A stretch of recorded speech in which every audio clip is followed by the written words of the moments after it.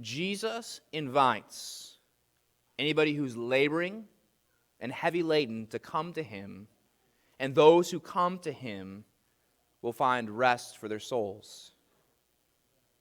Now, why are these people laboring?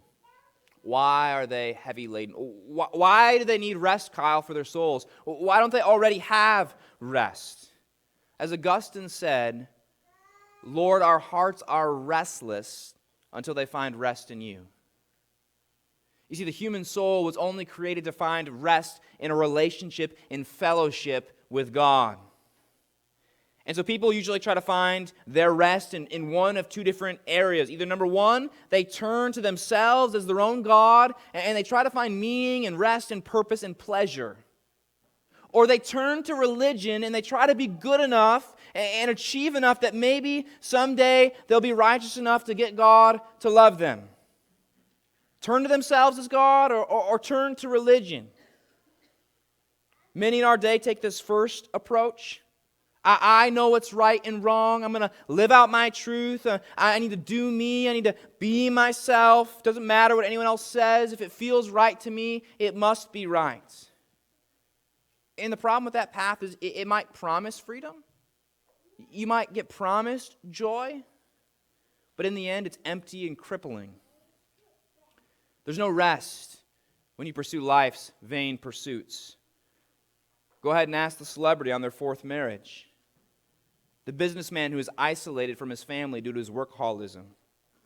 The comedian who commits suicide. The musician who's addicted to drugs and alcohol. You know, our society today is the richest, healthiest, most technologically advanced society to ever walk the face of the earth. Yet we can't even function in everyday life. We're anxious. We're stressed. We're depressed. We're self-medicating and taking our own lives. Our souls need rest. The other path is religion. Maybe if I do enough good things, God will finally let me into heaven. So people try their whole lives. They try. They're really severe to their body. If I just pray at the right times, and if I just memorize enough, and if I just am so rigid, then maybe God will love me. They're proud of their accomplishments as they succeed. But in that pride, they look down on others. Religious people can be some of the most harsh, judgmental, and angry people on the planet.